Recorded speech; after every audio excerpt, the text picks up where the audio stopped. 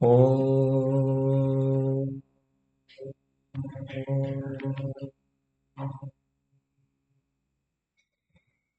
सहना भवतु सहनौ भुनक्तु सह वीर्यं करवावहै तेजस्विनावधीतमस्तु मा विद्विषावहै ॐ शांति शांति शांति। मनुस्मृति के इस कक्षा में आप सभी का हार्दिक स्वागत अभिनंदन है। मनुस्मृति की इस कक्षा के अंतर्गत सप्तम अध्याय पर विचार कर रहे हैं। सप्तम अध्याय पर षड्गुण जो राजा का विशेष नियम है उसका पालन करने के लिए, तो षड्गुणों के विषय में उसके लक्षण, उसके अर्थों पर विचार कर रहे हैं। 174 नंबर के श्लोक से हम विचार करने वाले हैं। आसन का समय क्या होना चाहिए, द्वैधी भाव का समय क्या होना चाहिए, यान का क्या समय होना चाहिए, इन विषयों पर हमने पिछली कक्षाओं में विचार किया है। संश्रय का क्या समय होना चाहिए, इस विषय पर विचार चलना है। संश्रय का मतलब होता है आवश्यकता पड़ने पर किसी की मदद लेना राजा के द्वारा। कब लेगा, किससे लेगा, किस परिस्थितियों में लेना चाहिए, इस विषय पर विचार किया जाएगा। उसके लिए श्लोक देखिए। यदा परबलानां तु गमनीयतमो भवेत् तदा तु संश्रयेत् क्षिप्रम् धार्मिकं बलिनं नृपम्। श्लोक को समझिएगा। यदा परबलानां तु गमनीयतमो भवेत् तदा तु संश्रयेत् क्षिप्रम् धार्मिकं बलिनं नृपम्। राजा का धर्म केवल युद्ध करना नहीं है, प्रजा की रक्षा ही उसका परम कर्तव्य है। अर्थात युद्ध को अनिवार्य नहीं बतलाया है, युद्ध तो परिस्थिति के अनुरूप है। युद्ध करे या ना करे, उसका मुख्य उद्देश्य क्या होता है? प्रजा की रक्षा, प्रजा की सुरक्षा। तो जब परिस्थिति अनुकूल हो, ठीक है, तब वहां पर वीरता आदि दिखाने का विधान है। यानी कि परिस्थिति अनुकूल का मतलब जब पर्याप्त अपने पास सामर्थ्य हो, शक्ति हो, साधन हो, तो वहां पर आप अपनी वीरता दिखा सकते हैं, ठीक है। पर जब शत्रु अत्यंत प्रबल हो, तब बुद्धि का प्रयोग वहां पर राजा के लिए सर्वोच्च धर्म माना गया है। तो इसी क्षण का निर्देश यहाँ इस श्लोक में कर रहे हैं महर्षि मनु। मूल पदार्थ देखिए। यदा, जब, परबलानाम, परबलानाम का मतलब होता है शत्रुओं की शक्ति, ठीक है। गमनीयतमः, पूर्णतः वश में किया जाने योग्य, पराजय के अत्यंत निकट, ठीक है। यानी शत्रु राजा से पराजित होकर उनके वश में हो जाऊं, ठीक है। तो कह रहे हैं कि पूर्णतः वश में किया जाने योग्य, यानी जब राजा को लगे कि मैं शत्रु राजा से पराजित हो जाऊंगा और पूर्णतः उसके वश में हो जाऊंगा, ठीक है, ऐसी जब संभावना दिखाई दे, तो कह रहे हैं कि तदा, तब निश्चय ही, क्षिप्रम, शीघ्र ही, धार्मिकम, धर्म परायण जो राजा होता है, बलिनम, शक्तिशाली, नृपम, राजा को, संश्रयेत, ग्रहण करे। तो जब ऐसा लगे कि मैं पराजित होकर के शत्रु के अधीन हो जाऊंगा, उसके अधिकार में आ जाऊंगा, तो ऐसे परिस्थिति में एक धार्मिक बलवान राजा का आश्रय लेना चाहिए। तो जब राजा शत्रुओं की शक्ति से पराजित होने की स्थिति में पहुंच जाता है, तब वो शीघ्र क्या करता है, धर्मयुक्त और बलवान राजा का आश्रय ग्रहण कर लेता है। तो महर्षि मनु यहाँ पर एक राजा के लिए एक अत्यंत ही व्यवहारिक नीति यहाँ बताना चाहते हैं कि यदि शत्रु की शक्ति असमान रूप से बढ़ जाए और अपनी सामर्थ्य क्षीण हो जाए, तो केवल युद्ध करना वहां अनिवार्य नहीं है कि हम अपने वीरता दिखाने के लिए बस कूद पड़े मैदान में।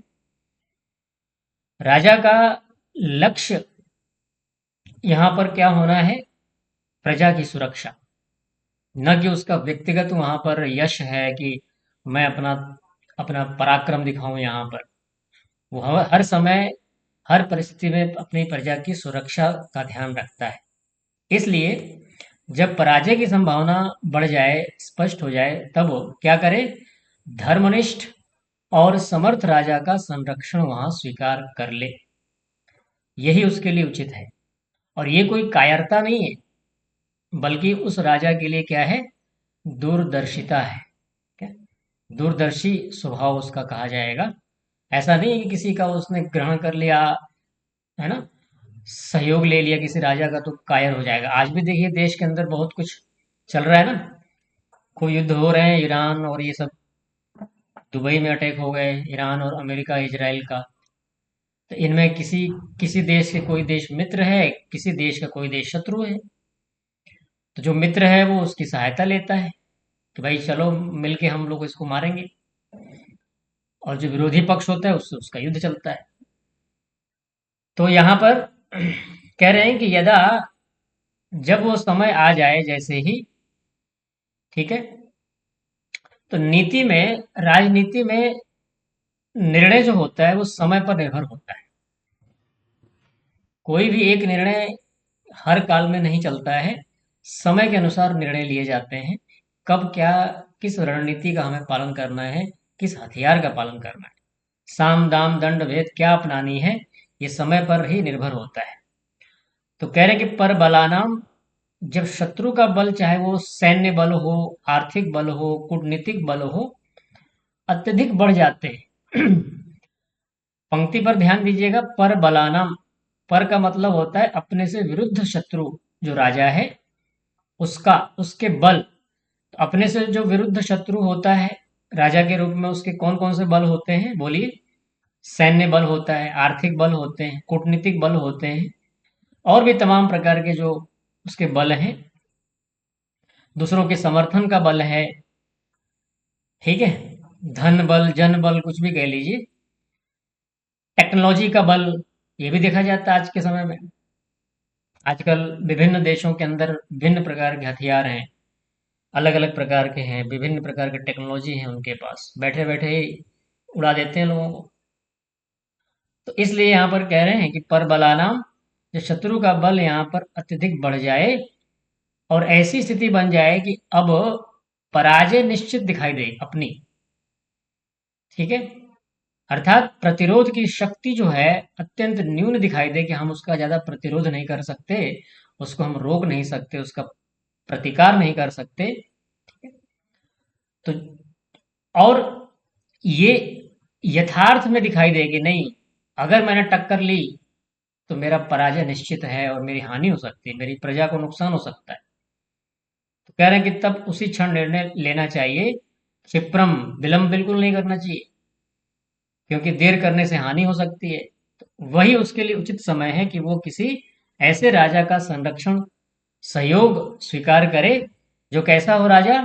तो महर्षि मनु ने सबसे पहले बताया, धार्मिकम, वो धार्मिक होना चाहिए, धर्मपरायण हो, अर्थात अन्यथा नहीं तो क्या होगा, संरक्षण के नाम पर उसको अन्याय भी मिल सकता है, उसके पीछे हो सकता है उसके कुछ व्यक्तिगत आकांक्षाएं हों, अपेक्षाएं हों, कुछ अनुचित उसकी मांग भी हो कि हम तुम्हारी मदद करेंगे लेकिन इसके बदले में तुम्हें ये चीज हमारी करनी पड़ेगी, ठीक है। निष्पक्ष भाव होना चाहिए। और कहा बलिनम, किसी कमजोर राजा की सहायता अगर आपने ले ली तो भी आप पराजित हो जाएंगे, आपका नुकसान हो सकता है। तो उसको बलवान शक्तिशाली राजा का संरक्षण स्वीकार करना चाहिए। ठीक है। तो धार्मिकम बलिनम। और तीसरा क्या है? नृपम। वो राजा होना चाहिए, किसी भी ऐसे व्यक्ति का नहीं, कोई किसी सेठ को पकड़ लिया, किसी ऐसे व्यक्ति को पकड़ लिया कि चलो भाई तुम मदद करो। वहां पर राजा का ही संरक्षण हमें चाहिए। तो इस प्रकार से यहाँ पर श्लोक में महर्षि मनु हमें अर्थात राजा को बताना चाहते हैं कि यथार्थ को पहचान कर बिना अहंकार के धर्म और बल दोनों से युक्त आश्रय का ग्रहण करना ही जो है राजधर्म है।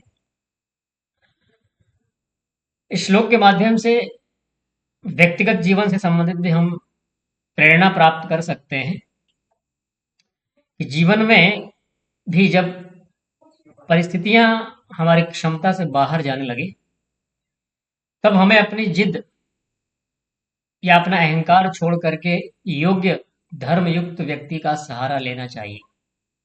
कुछ लोग कहते हैं ना, कहते हैं कि नहीं मैं तो किसी की मदद नहीं लेता हूँ, मैं तो अपना काम खुद करता हूँ। बिना मदद के, बिना सहायता के कोई चल ही नहीं सकता है। इस दुनिया में सिर्फ एक ही व्यक्ति है जो मदद नहीं लेता है, वो ये ईश्वर है। उसको किसी की मदद की आवश्यकता नहीं है।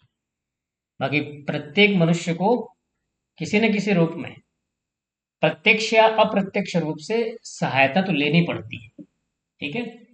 अब मान लीजिए जो व्यक्ति ये कह रहा है कि मुझे किसी की आवश्यकता नहीं है, मुझे किसी की मदद नहीं, मैं अपना काम खुद ही करता हूँ, तो क्या वो जो कपड़े पहन रहा है, जो मकान में रह रहा है, क्या वो खुद बनाए उसने सारे? जिस टेक्नोलॉजी का प्रयोग कर रहा है, क्या उसने खुद बनाए हैं? है ना? तो बहुत सारे लोगों का योगदान होता है हमारे जीवन में। बहुत सारी चीज़ों का हम प्रयोग करते हैं, तो वो सारी चीज़ें हमने नहीं बनाई हैं, लेकिन हम कर रहे हैं, भले ही हमने खरीदा है, लेकिन वो बनाने वाला तो कोई और, हमने तो नहीं बनाया।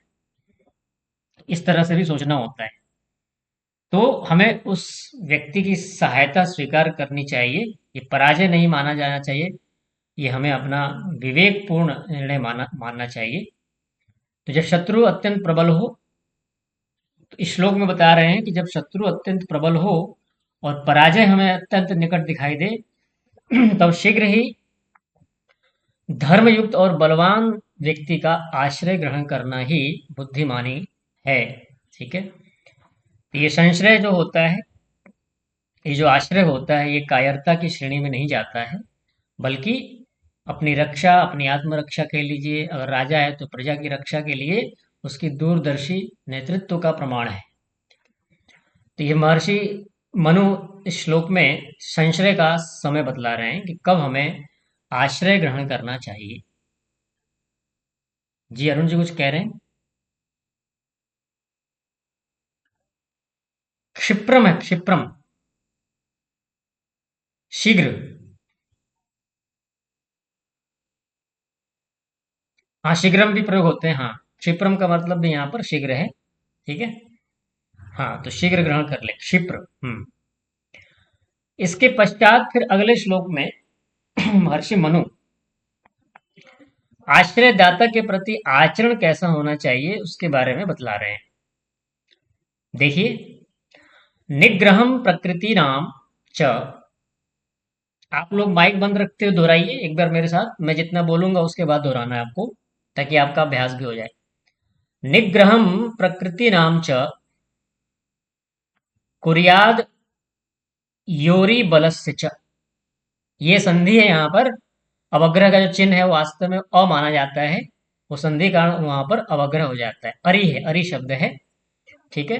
तो संधि सहित पढ़ेंगे तो क्या पढ़ेंगे? योरी बलस्य च। तो देखिए, निग्रहम प्रकृति नाम च कुर्यात योरी बलस्य च उपसेवेत।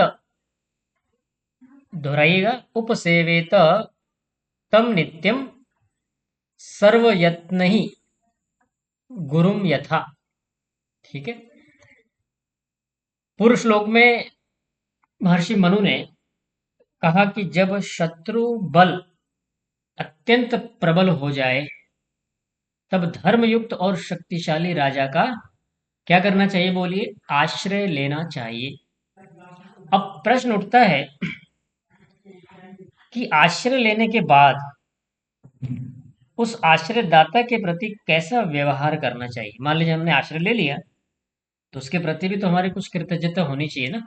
उससे हम उसने हमारी मदद करी है, तो उसके प्रति हमारे मन में कृतज्ञता का भाव होना चाहिए। उसकी कृतज्ञता हम किस रूप में प्रकट करते हैं, तो कह रहे हैं उसके प्रति कैसा व्यवहार होना चाहिए। तो मनु यहाँ स्पष्ट करते हैं कि आश्रय जो होता है केवल सुरक्षा संधि नहीं है, बल्कि आचार और निष्ठा का भी विषय माना गया है। तो उसके लिए यहाँ पर कह रहे हैं कि निग्रहम प्रकृतिनाम च कुर्याद योरि बलस्य च उपसेवेत तम नित्यम सर्वयत्न ही गुरुम यथा। यह अरिबलस्य, पंक्ति को ध्यान सुनिएगा। यह अरिबलस्य, यह का मतलब जो, अरिबलस्य शत्रु की सेना और शक्ति का, ठीक है, शत्रु की सेना और शक्ति का, और प्रकृति नाम अपनी प्रजा अमात्य सेना आदि का, निग्रहम नियंत्रण संयमन कुर्यात करे, ठीक है।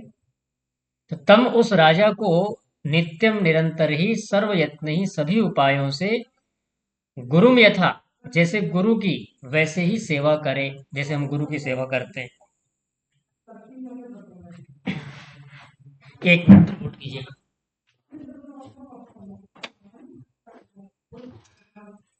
अरे थोड़ा मौन रखिएगा, आवाज आ रही है।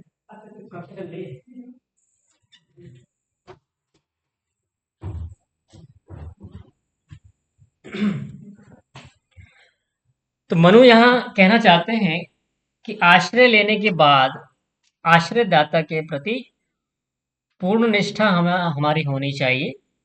यदि वह राजा शत्रु बल को नियंत्रित करता है और अपनी राज्य प्रकृतियों को भी संयमित रखता है, तो वह वास्तव में समर्थ और योग्य संरक्षक है, जिसने हमारी मदद की है।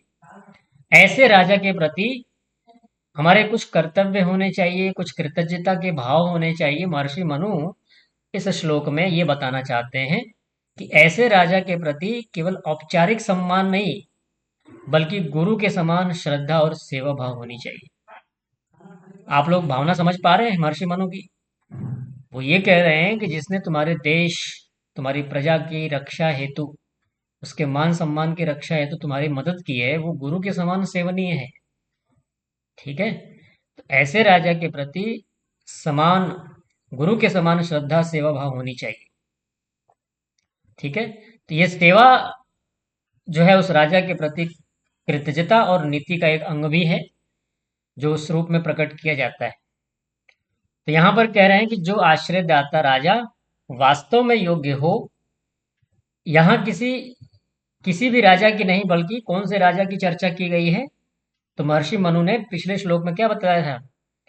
धार्मिकम बलिनम, वो राजा जो धार्मिक है, बलवान है, उसने हमारी मदद की है, उसके प्रति हमारे अंदर गुरु के समान सेवा भाव, मतलब देखिए एक सम्मान को प्रधानता देते हुए कहा गया है। गुरु तो गुरु होता है, गुरु की पदवी वो नहीं ले सकते हैं, लेकिन ध्यान दीजिए, जैसे गुरु के प्रति आदर होता है ना, गुरु हमें सही मार्ग दिखाता है, हमें बुराई से बचाता है, हमारी रक्षा भी करता है वो ज्ञान से। इसी प्रकार से उस राजा ने भी हमारी रक्षा करी है युद्ध के समय में, तो इसलिए वहाँ कहा है कि गुरु के समान श्रद्धा और सेवा भाव होनी चाहिए। ये कृतज्ञता का अंग है। तो यहाँ किसी भी राजा की नहीं, बल्कि गुणवान राजा की चर्चा है, ठीक है। अरिबलस्ते च, जो शत्रु की सेना, उसकी शक्ति और उसके आक्रमण को नियंत्रित कर सके, ऐसे ऐसे राजा की बात चल रही है यहाँ पर। अर्थात जो बाह्य संकट से रक्षा करने में समर्थ है, ऐसे राजा की बात है, ठीक है। तो प्रकृति नाम, और जो अपनी प्रकृतियों अर्थात प्रजा, मंत्री और सेना और प्रशासन को भी अनुशासन में रख सके, ठीक है। तो इसके लिए यहाँ पर कह रहे हैं कि प्रशासन को भी जो अनुशासित रख सके, निग्रहम कुर्यात, जो इन दोनों का संयमन और नियंत्रण करता हो, सच्चा राजा वही है जो बाहरी शत्रु और आंतरिक संतुलन दोनों का अधिकार रखे। पिछले कक्षाओं में हमने विचार किया था ना कि एक बाहर के भी शत्रु होते हैं, उनसे भी लड़ना पड़ता है, और देश के अंदर भी गद्दारी करने वाले, है ना, देश के विरुद्ध भावना रखने वाले भी लोग होते हैं, वो भी हमारे शत्रु हैं। तो राजा केवल देश के बाहर ही नहीं, देश के भीतर पल रहे शत्रुओं पर भी नियंत्रण रखने वाला होना चाहिए, क्योंकि ये सबसे ज्यादा खतरनाक होते हैं, भीतर रहने वाले, है ना। यानी कि जैसे मान लीजिए हमारा शरीर है और शरीर के अंदर ही कोई रोग पलने लगा है, तो सबसे ज्यादा खतरनाक है। और कुछ रोग बाहर से हमें ऐसे हवा से, पानी से आते हैं, चलो वो तो हम थोड़ी सावधानी कर सकते हैं, बचा भी सकते हैं अपने को। लेकिन जो भीतर ही बैठा हुआ है रोग बन के, वो तो और खतरनाक है, धीरे धीरे हमें खा जाता है वो। तो यहाँ पर कह रहे हैं कि इन दोनों का संयमन और नियंत्रण जो करता है, सच्चा राजा वही है जो बाहरी शत्रु और आंतरिक दोनों का संतुलन बनाए रखता है, दोनों पर अधिकार रखता है।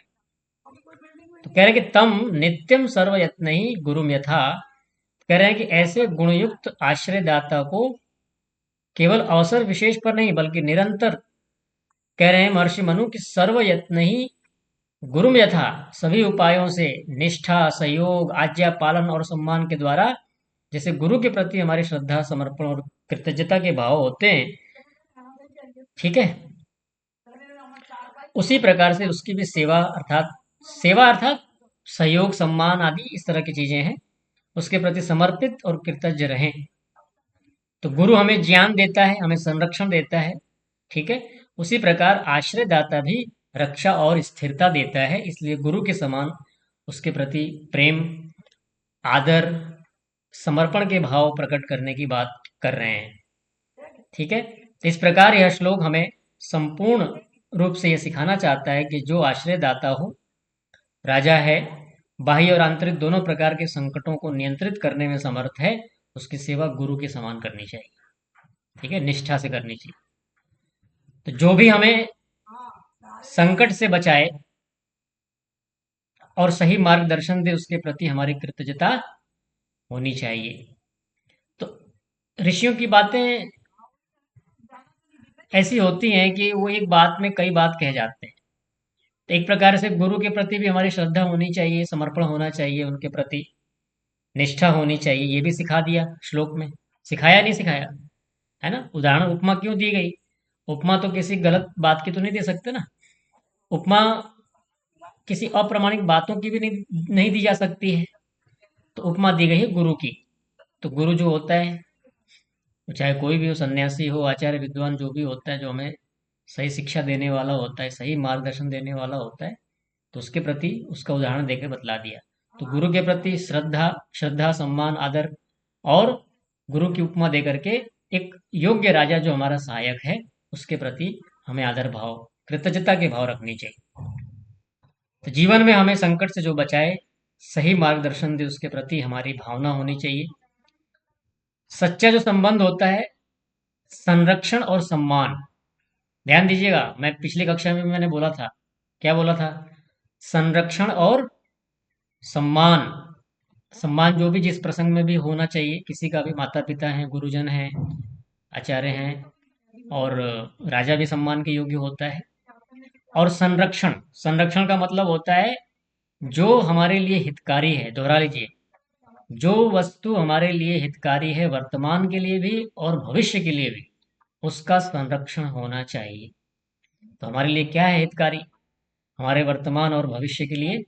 तो ये वेद विद्या है सबसे पहले, क्योंकि हम सब वैदिक धर्मी हैं, हम सबसे पहले विद्या को आगे रखते हैं, धन आदि बाद में आता है। तो ये जो वेद विद्या है, इसका संरक्षण, वेद का जो ज्ञान है, जो परमपिता परमात्मा की जो वाणी है, इसका संरक्षण होना चाहिए।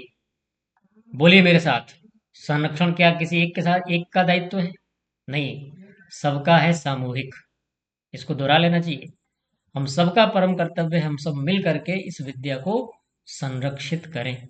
और संरक्षण कैसे होता है? पढ़ने पढ़ाने की परंपरा को चलाए रखने से। पढ़ने और पढ़ाने की जो परंपरा है, ये निरंतर जब इसको चलायमान रखते हैं, निरंतर इसकी जो गतिविधि है वो चलती रहती है ना, किसी भी आचार्य के द्वारा, सन्यासी के द्वारा, विद्वान के द्वारा, ऋषि के द्वारा, तो ये परंपरा, इस परंपरा के द्वारा ये जो विद्या है संरक्षित होती रहती है, ठीक है। तो तन, मन और धन, ठीक है। ये तीनों से ही इसकी संरक्षण किए जाते हैं, केवल एक अकेले से नहीं होता कि कोई केवल तन से कर लेगा, मन से कर लेगा, उसके साथ धन भी चाहिए। ठीक है। तो ये सब कुछ हमारे लिए विचार का होता है विषय। तो हम सब इसका संरक्षण करें, जो हमारा संरक्षण करता है। दोहरा लीजिए, हम सब उस परम सहायक, परम कृपालु, परम दयालु ईश्वर की विद्या का संरक्षण करें, जो हम सबका संरक्षण करने वाला है। वेद विद्या नहीं होगा तो कैसे जिएंगे हम तो रह ही नहीं पाएंगे। और जहां देखो, जहां वेद विद्या नहीं हुआ, क्या हो रहा है देशों में? फूट रहे हैं ना बम।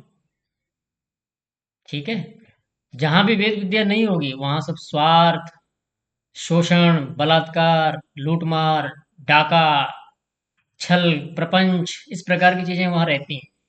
और ऋषि ध्यान जी की वाणी भी है, सुनिएगा। ऋषि ध्यान जी लिखते भी हैं कि जहां भी वेद विद्या रूपी सूर्य का अभाव होता है, वहां पर अनेक मत मतांतर रूपी, अनेक अविद्या अज्ञान रूपी कीड़े मकोड़े वहां उत्पन्न हो जाते हैं। कितनी अच्छी बात है ऋषि की, सुनिए, मजा आ जाता है, आनंद आनंद आता है कि नहीं आता है? कि जहां पर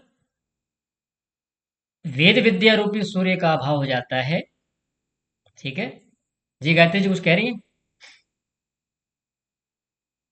जहां पर वेद विद्या रूपी सूर्य का अभाव हो जाता है, वहां पर अनेक प्रकार के मत मतांतर, ढोंग, पाखंड, आडंबर, अज्ञान, अन्याय, अंधकार, छल कपट, प्रपंच, लूटमार, धोखाधड़ी, इस प्रकार की चीजें उत्पन्न हो जाती, इस प्रकार के कीड़े मकोड़े उत्पन्न हो जाते हैं। होते हैं नहीं होते हैं? हो रहे हैं। वो अलग बात है कि राजा अभी जो है हमारे देश का, थोड़ी पूरे देशों में हाहाकार मचा हुआ है, भारत देश के अंदर थोड़ी शांति है। एक नेतृत्व अगर ठीक ठाक मिल रहा है देश को, मान लीजिए जैसा भी है, ठीक है, बहुत अच्छा तो नहीं कहेंगे, लेकिन हाँ, वैदिक राजा की दृष्टि से हम नहीं कह सकते, पर जो है वर्तमान में, उससे थोड़ी शांति बनी हुई है। ठीक है? नहीं तो देश का तो पता नहीं क्या हो सकता है। जिनके जिनके छतों पर बम गिर रहे हो, उसकी क्या हालत है सोचो आप। ये सब कुछ क्या होता है? ये विद्या ही हमारी रक्षा करती है। इसलिए ऐसी विद्या की सुरक्षा हम सबको मिलकर करनी चाहिए। जो व्यक्ति इस कार्य में लगा हुआ है, उसको पूरा सहयोग करना चाहिए, ईमानदारी से, निष्ठा भाव से, समर्पण भाव से। क्यों? क्योंकि हमें इसलिए उसकी सुरक्षा करनी पड़ेगी। ऐसे विद्वान हैं, आचार्य हैं, जो भी इस काम को करने में लगे हुए हैं, क्योंकि इनके कारण ही तो हम सुरक्षित रहेंगे। इस विद्या के कारण तो रहेंगे सुरक्षित। इसलिए हमें करनी है, क्योंकि हम सब स्वार्थी हैं ही, है नहीं है? हम सब स्वार्थी हैं। हम अपनी सुरक्षा के लिए हम प्रयास करते हैं, हम उसके लिए धन खर्च करते हैं, उसके लिए समय लगाते हैं, सब कुछ करते हैं। इस प्रकार से यहाँ विचार करना चाहिए। तो ये श्लोक में बताना चाहते हैं कि शत्रु बल और आंतरिक प्रकृति दोनों को सीमित रख सके, ऐसे हमें आश्रयदाता का संरक्षण लेना चाहिए। ठीक है। यही नीति कृतज्ञता और स्थिर राज्य व्यवस्था का आधार है। उसके बाद फिर अगले श्लोक में, आश्रय में भी दोष दिखे तो क्या करें? मान लीजिए कि जिसका आश्रय आप ले रहे हैं और उसमें दोष दिखाई दे रहा हो, तो क्या करेंगे आप? उसके लिए महर्षि मनु कह रहे हैं, हमें गाइडलाइन दे रहे हैं कि यदि तत्रापि संपश्येत, बोलिए, माइक बंद रखिएगा। यदि तत्रापि संपश्येत दोषम संश्रयकारितम सुयुद्धमेव तत्रापि निर्विशंकः समाचरेत्। यदि तत्रापि संपश्येत दोषं संश्रयकारितं सुयुद्धमेव तत्रापि निर्विशंकः समाचरे। निर्विशंकः समाचरे। पूर्व श्लोक में महर्षि मनु ने कहा कि योग्य और समर्थ आश्रयदाता गुरु के समान उसकी सेवा करनी चाहिए, उसके प्रति कृतज्ञता के भाव रखने चाहिए। ठीक है। लेकिन ये जो नीति होती है, ये केवल निष्ठा नहीं सिखाती है, निष्ठा और समर्पण के साथ साथ हमें सजग रहना भी सिखाती है। कहीं ऐसा ना हो कि धर्म के नाम पर हम अधर्म में फंस जाएं। कहीं ऐसा ना हो कि श्रद्धा के नाम पर हम अश्रद्धा में फंस जाएं, आडंबर में फंस जाएं, ढोंग में फंस जाएं, पाखंड में फंस जाएं। ऐसा ना हो किसी धार्मिक का आश्रय ग्रहण करने के बदले में किसी अधार्मिक का आश्रय हम ले लें। ये सब कुछ सजग और सावधान रहने की आवश्यकता यहाँ बतला रहे हैं कि यदि वही आश्रयदाता अन्यायी हो गया, स्वार्थी हो जाए तो क्या किया जाए। तो इस सूक्ष्म और साहसपूर्ण निर्णय का निर्देश कर रहे हैं कि यदि तत्रापि संपश्येत दोषम संश्रयकारितम सुयुद्धमेव तत्रापि निर्विशंकः समाचरे। कह रहे हैं कि यदि तत्रापि, वहां भी, उसी आश्रय में, ठीक है, जिस बलवान राजा का आश्रय लिया है, यदि उसके आश्रय लेने में अपनी हानि अनुभव करे, ठीक है, तो कह रहे हैं कि उस आश्रय में संश्रयकारितम, आश्रय लेने से उत्पन्न दोष दिखाई दे, दोषम पर संपश्येत, दोषम का मतलब हानि दिखाई दे, उसमें अनुचित परिणाम दिखाई दे। संपश्येत, संपश्येत का मतलब होता है स्पष्ट रूप से दिखाई दे। तत्रापि, वहां, तब वहां क्या करे, निर्विशंक, निर्भय होकर के, ठीक है, निर्विशंक, निर्भय होकर के, सुयुद्धम एवं, यथोचित पूर्ण युद्ध ही, समाचरित करे, आचरण करे।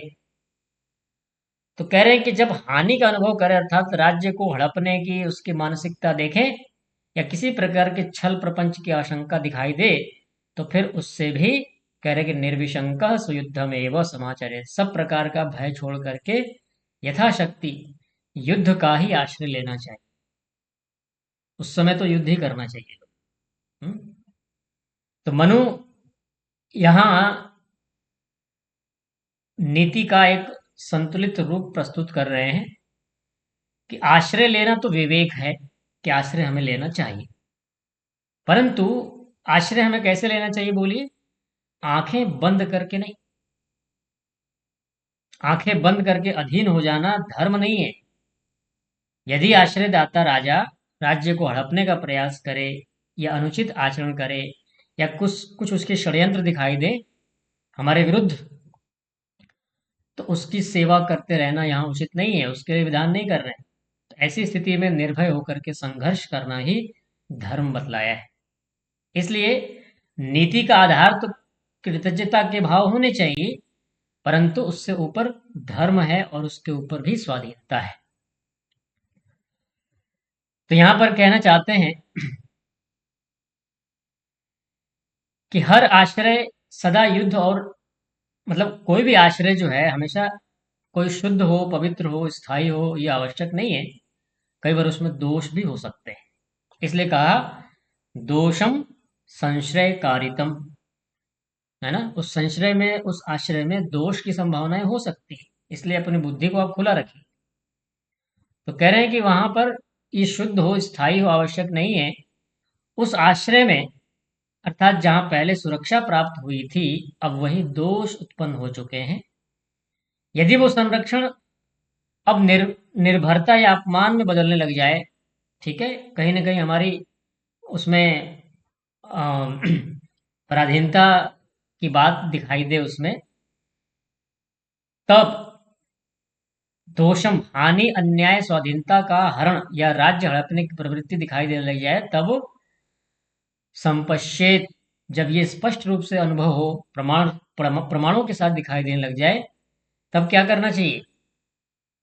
तो कह रहे हैं उस समय उस आश्रयदाता के विरुद्ध भी निर्विशंक, बिना भय के, ठीक है, निर्विशंका का मतलब होता है बिना किसी शंका के, बिना किसी भय के। अन्याय के विरुद्ध खड़ा होना उस राजा के लिए धर्म बतलाए।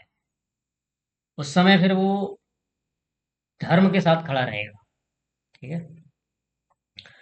तो अन्याय के विरुद्ध खड़ा होना उसका धर्म है। उचित, मर्यादित और यथाशक्ति युद्ध ही उसके लिए धर्म सम्मत संघर्ष कह लीजिए, धर्म सम्मत निर्णय कह लीजिए, वही ये कार्य उसको अपने आचरण में लाना चाहिए, साहस पूर्वक निर्णय लेना चाहिए। इस प्रकार श्लोक का यहाँ तात्पर्य है कि आश्रयदाता भी यदि अधर्म के आचरण करे तो अंधनिष्ठा नहीं रखनी चाहिए, अंधश्रद्धा नहीं रखनी चाहिए। ठीक है। इस आध्यात्मिक क्षेत्र में भी सावधान किया जाता है हम सबको। अंधश्रद्धा नहीं होनी चाहिए। पहले परीक्षा करो, कौन है, कैसा है, गुरु आचार्य हैं जो भी है, उनकी विद्या कैसी है, उनकी विद्या का आधार क्या है, उस आधार पर फिर अपनी श्रद्धा बनानी होती है। श्रद्धा का अर्थ मैंने आपको बतलाया था, सत्य को धारण करने की जो इच्छा है, या सत्य को धारण करने का जो सामर्थ्य है, या सत्य को जो धारण किया जाता है, उसको श्रद्धा कहा जाता है। और उसके विपरीत अश्रद्धा, जो सत्य नहीं है उसके पर श्रद्धा नहीं होती, उसके प्रति अश्रद्धा होती है। तो इसलिए धर्म की रक्षा के लिए निर्भय होकर के उचित युद्ध करना ही राजधर्म है। तो किसी का उपकार हमें अन्याय सहने के लिए बाध्य नहीं कर सकता है। किसी ने उपकार किया और कहे कि तुम तो ये करो, मान लीजिए कि अमेरिका देश है, भारत के साथ कुछ उसने डील करी और भारत की मदद करी, ठीक है, और कुछ अनुचित प्रस्ताव रख दे, तो मानना थोड़ी चाहिए हमें। इसका मतलब ये नहीं कि उसने मदद करी है तो हम उसे कुछ भी उल्टे सीधे चीज़ों को हम मान लें। मदद करना एक स्वाभाविक और अपनी व्यक्तिगत निजी विषय होता है कि हम किसी की मदद करते हैं तो धर्म पूर्वक करते हैं। और राजा के लिए कहा भी है कि धर्म धार्मिक राजा की मदद ले। वो स्वार्थी प्रवृत्ति का होगा तो फिर वो अपने स्वार्थ की पूर्ति करेगा वहां भी। इसलिए अन्याय जब स्पष्ट दिखे तो निर्भय होकर धर्मयुक्त संघर्ष करना चाहिए। अंधनिष्ठा नहीं रखनी चाहिए, बल्कि धर्मनिष्ठा ही रखनी चाहिए। नोट कर लीजिए, अंधनिष्ठा नहीं रखनी चाहिए, बल्कि धर्मनिष्ठा ही राजा की सच्ची नीति है। ठीक है, तो ये धर्मनिष्ठा उसको रखनी चाहिए। तो इस प्रकार से यहाँ पर श्लोक में राजा के विषय में जो बतलाया है, राजा को संश्रय का जो समय है उसका ध्यान रखते हुए उचित राजा का सहयोग लेना चाहिए। जब वो अपने आप को बलहीन अनुभव करता है और युद्ध उसे अनिवार्य लगे कि नहीं अब हमें, हमारी मजबूरी है, युद्ध लड़ना पड़ेगा, ऐसे में ईमानदार धार्मिक व्यक्ति की जो मदद है वो उसको लेनी चाहिए। इस प्रकार से यहाँ पर विचार किया गया है। एक सूचना मैं देना चाहता था, मेरा विचार आया है, आप लोगों के भी मैं फीडबैक जानना चाहूँगा। फिलहाल के लिए मैं रिकॉर्डिंग रोक लेता हूँ, फिर आपसे चर्चा करता हूँ। आप लोग बने रहिए।